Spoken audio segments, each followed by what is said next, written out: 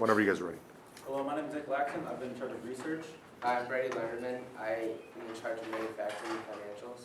I'm Giovanni Damonti. I help make the solution and questions with just customers. I'm Shiv Patel. I'm a graphics creator. I'm Robert Dumley. I was also part of the production and customer service. And we are Cramp Killer. So back last fall, I was playing for the high school football team, and our coach, before every game, he would always tell us to hydrate a lot and make sure we ate well, so that way we would not cramp on a Friday night. And it's the fourth quarter, we were versing Conan, and we were down by 1 touchdown, and we line up, it was 4th and 3, we line up and the ball was snapped and I get a cramp in my right thigh and I go down. And we ended up losing the game and I had to get dragged off the field, and this was a game-changing injury that could have been prevented. And I'm not alone, 95% of all high school athletes and all athletes experience cramps during their career.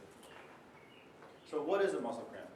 A muscle cramp is when a muscle involuntarily contracts, causing pain in the affected area, mostly either in the calf or the thigh, as Rob said.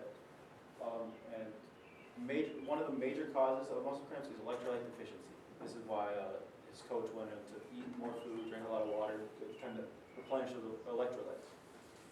So our solution to that is a powder formula that you dissolve in water that has all 5 key electrolytes that are lost in sweat. So during games, you're able to replenish them right there and there. So the 5 electrolytes are potassium, sodium, chloride, magnesium, and calcium. These help maintain fluid in the blood as well as keep nerves from misfiring. We also have tart lemon flavor. We want this flavor because tartness stimulates nerves in the mouth, which trick the brain into sending calming signals throughout the body to stop nerves from misfiring, which can cause muscle cramps. So this is how we came up with our ingredients. Our 5 main electrolytes, lemon concentrate for the tart element, as well as stevia to make as an all-natural sweetener to make a sort of lemonade flavor. We got most of our information from our research as well as interviews with Dr. Bob Murray. Dr. Murray is director of the Gatorade Sports Science Institute for 21 years. He helped make things such as Gatorade as well as Gatorade Endurance, and now he owns Sports Science Insight, which consults on many large companies like Coca-Cola, PepsiCo, as well as helps with startups such as ourselves. So unique value propositions for our product is we're an all-natural product, it is fast-acting, and our packaging is environmentally friendly. So this is a little diagram of us versus our competition. So as you can see, taking back to the unique value proposition, it shows that we're the only company with eco-friendly packaging, plus we have the highest amount of electrolytes compared to our competitors, and plus we're one of the only companies that don't have added sugars. Then our total addressable market is $8.2 billion, which we got from Statista, which is the sports drink market. Then our serviceable addressable market is $52 million. We got this from Chicagoland suburb athletes, which is 333,000. And then our market share is 234,000. We got this with a 3% conversion rate of the 333,000 student athletes. From this, our target customer is high school athletes, such as athletes who train frequently, have practices and games 10 to 14 hours a week, who in their free time like to work out and just play sports. We are going to market these people by having Instagram. This is our Instagram account, where we have our website link where people can find us, and we will inform people about who we are and what our product does. Then we're going to put flyers and posters up in gyms near us, so athletes athletes can see us. We'll have a QR code on it so that they can scan it, and it goes right to our website.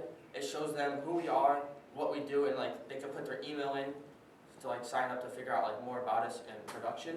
And then we have a TikTok with also our website link on it, and on our TikTok it's updated videos of what we're doing and production and stuff like that. Our channels, as of now, we only have our website where people can pre-order our Cramp Killer product. But in the future, we want to go to athletic stores such as Dick's, some biking companies, running stores, and also Amazon, so we can ship it out more and have more production of our product. So this is a diagram of our testing to trials. So in our initial testing after we got funding, we were trying to test our product solvability because that was one issue we were facing. Then since we got that down, we want to get down to our flavoring part because we wanted the lemon flavor to similar to your peer sensors. So then after that, we got down to our sweetener finally, which we decided with stevia because it's all natural.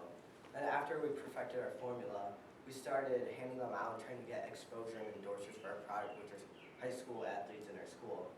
And then during our final trial, we tried to figure out our manufacturing speed and how we could uptake it. So during our production, we had 75 prototypes made, and with those 75 prototypes, we got 20 surveys and 18 emails. So our product, this is a product. So we have it in a bag with a sticker, and then here's a QR code that takes you to our landing page where you could take a survey and also give us your email to receive more notification about our equipment. It also has a nutrition label, which has everything in the thing. Yeah. So for our pricing strategies, one serving of powder, each unit costs 57 cents to make, and we're selling each one for $2, which leads us to a profit margin of around 70%. So here's our cost of goods calculations. So we're selling our product as one unit for $2 each, and then it obviously costs us 57 cents to make, and that leaves us a margin of $1.43, which is about 71%. So for our administrative costs, to file a trademark, which is a form of intellectual property, it'd be $370. And then to register as an LLC or limited liability company, it would be $150 with a total of $520. So for our total startup costs, this includes manufacturing, which includes a machine to help speed up manufacturing and seal our packaging. And this would be $2,000. And then our marketing with flyers that we put in gyms to help get our name out there, that would be $220. And then for our startup inventory, including some of the ingredients and other packaging materials, that would be $1,000. And then, like we said before, our administrative cost would be $520. And then that comes out to a total of $3,740. So for our accumulated loss and liquidity cushion, we are estimated to have an accumulated loss of a max of $11,038. And as our company moves forward throughout the years, this would increase our margins, so it would only last a little bit. And then for our liquidity cushion, would be $222, sorry.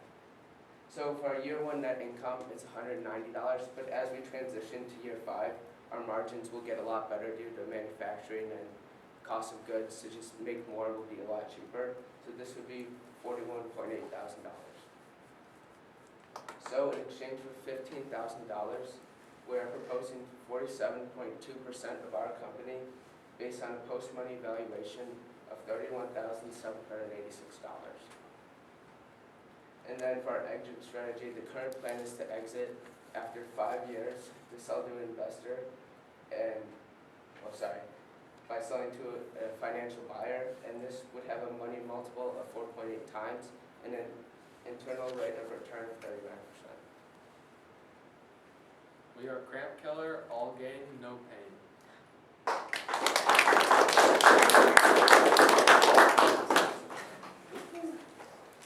How did you guys build a relationship with Dr. Bauman? So our mentor, who's been helping us out a lot, is actually friends with Dr. Bauman. They run triathlon together. That's how he set us up with them when we got here. Well, I think he's an excellent choice. He is one of the primary drivers behind Gatorade for the past 30 years. Great guy, really knowledgeable. It really shows that you guys will really be able to integrate a lot of physiology into the product. So I really like the way that you took advantage of his expertise. So good job on that. So who did you get to actually try and use your product during the MVP experiment? So for our initial phases, we were obviously just testing solubility and just how the product would work. So for those initial phases, we tested ourselves, and then as we felt confident of our formula, we helped high school athletes test it at Barrington High School. And what kind of high school athletes stepped forward and said, yeah, I'll try that? So we've had track athletes, soccer players, football, lacrosse, pretty much across all athletics. So Okay, so they tried it, are they willing to pay for it now? yeah, so throughout, we had a lot of shifts in our business model because at first we were looking to sell like more than one serving at once. And then later on, we transitioned to sell one unit for $2. So it changed a little bit, but they were more willing to buy one unit for $2 than a larger amount. And what was the feedback on the when you gave them the survey, what kind of questions were you asking and what type of feedback were you receiving from the athletes? So at the start, obviously the taste was not as desirable as they wished, but as we move forward, I think we improved a lot on that with making changes to our sweetener and introducing stevia. And then for the actual problem of muscle cramps, a lot of athletes felt really great while they were working out, and almost all of them had no issues with any cramping or dehydration. Are you guys familiar with the bar RX? Yeah. Oh, yeah. Yeah, so what I love about your story is there's a lot of parallel to it. That company was started by a couple of young people that went to high school at Glenbrook North or South, one of the two. You can look it up. They're local. They sold it for hundreds of millions of dollars, and so they're rich right now. Your logo even looks a little bit like it, with the RX. And it's a simple product, only 4 ingredients. Yours is a simple product to make. I think where I would challenge you to think is, how do you market this? Like, once you get the product down, which it seems like you're pretty close, you got a great resource to get you there, put a little bit of energy towards packaging, because packaging matters. And what I'm seeing is that you're not thinking from a marketing standpoint enough. You're thinking about high school kids in the Chicagoland area. Like, what makes this product geographically based? Because you're geographically based? I mean, it doesn't make sense to me. You should be marketing this to high school, to athletes in general, all over. Like, you can start with different target segments about how to gain traction, but I would think a lot larger than a localized product. And with Amazon as an affiliate, you can sell through Amazon. You can sell through your own website. You can do your own order fulfillment. I would imagine if you research the folks from RX, they would be happy to meet with you and talk to you about this. They're local. Probably say, hey, I want to take you out to lunch and pick your brain. They'd give you a lot of wisdom on how to think marketing. Because when you looked at your 5-year plan, you were going to be at $41,500 of revenue. That's, after 5 years, come on, you guys need to think way bigger than that. And there's no way a financial buyer is going to buy this business if it's $41,000 of revenue. So the math, and I wouldn't expect you to know all of the math, 5 years out, but it's more of a directional point that you got to think about scaling this once you get the product down. Are you guys looked into the FDA restrictions or hurdles or things like that making this type of product? Yeah, so we've actually met with 2 manufacturers, and one of the lawyers helped us out in Oakland. And then we've had meetings with, like I said, 2 manufacturers. And what they've told us is that, well, we already know that we don't need to be certified by the FDA because technically it's a sports supplement. But once we move forward, we would have to do manufacturing in like a co-pack or a third-party manufacturer, and then they would be certified to make our products. So then that would be all taken care of with manufacturing. I think that's a really smart move. A lot of contract manufacturing in the Chicagoland area, especially for powdered drinks. Power Packaging is one down in St. Charles. If you guys need inroads and talking to them, I have a relationship with them. The other question, building on what Michael said, it's kind of intrigued me about the product. So the product in the pouch is a single serve, I presume? Yeah. So you mix it yourself, you put it in your own jug with water, you shake it up, and consume it. So what if you just put the powder into a plastic bottle, and then they just added their own water? Then you would you take one big step out of it, because then it would be in the container in which you're going to consume it. Because oftentimes on the field, you have access to water, what you don't have is access to what goes in it. So that, and with the cost of those inexpensive water bottles, it's probably only slightly more than what you pay for a pouch.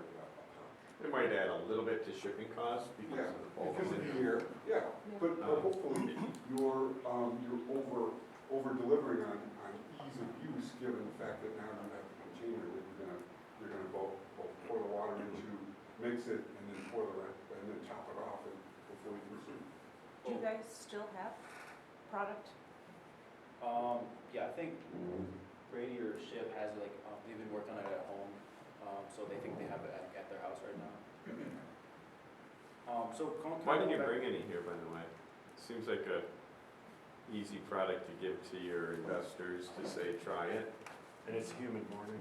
And it's hotter than heck in here.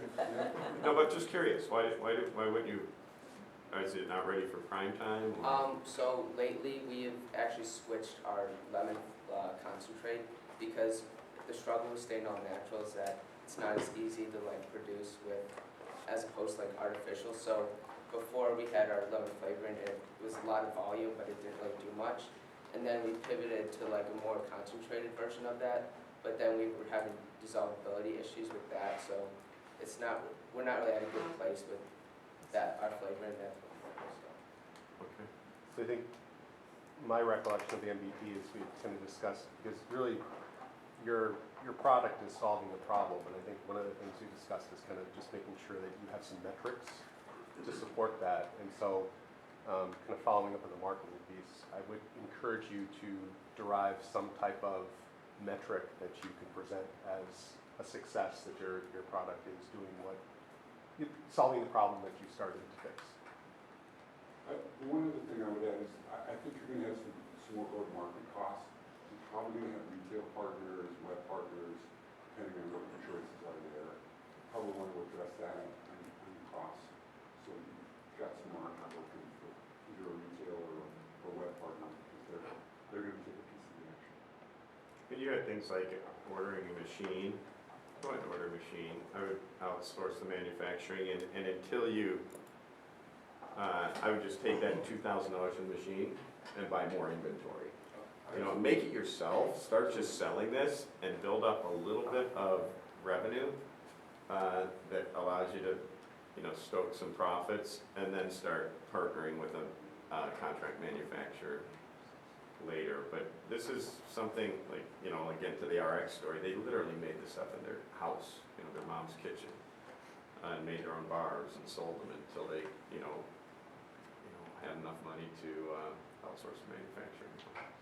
And from what I remember, athletes are kind of a bit superstitious in, I mean, particularly at a certain age where once you do a routine, you're gonna stick with the routine. So tell me what your trial athletes thought about the product. Did they want to order after you gave them a pouch to try? Like the track and field guys, I mean, hurdles. Talk about muscle cramps on that event. That's pretty common.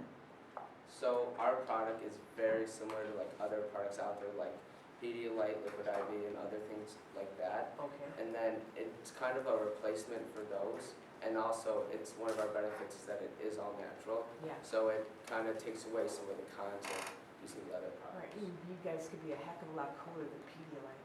Right? Yeah. But did you tested it? This is to the point, let's start there. Did you test it with an athlete? Yep. Yeah. Okay.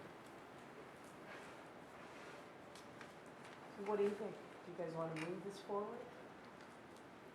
I mean, what has been the most surprising thing that you discovered about yourselves in this experience? Or about the product?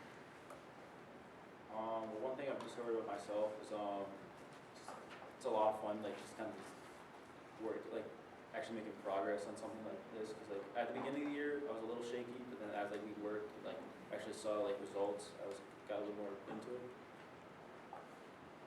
For me, I think it's also like a lot of fun to like create your own idea and see like what it can do. But then other times it's like you doubt, but you have other times where it's like you really feel like you can like reach a lot of people. I thought it was pretty cool how like none of us really knew each other at the beginning, and now we're all kind of like friends who like created like a business that could potentially work out. Yeah, I agree with him. Like, we became super collaborative once we saw we were making progress towards definitely very cool seeing from where we started to now. So how did you get through the rough patches? Someone said you kind of doubted at times. What caused you to push through that? I think our mentor helped us a lot with that, to be honest. He really was pushing us through that and kind of helping us stay on track and keep up with it. Also, when we got funded, just our initial amount of funding for our MVP, that actually proved to us that this was an actual thing, we actually do this too. So do you want to continue? That sounded enthusiastic.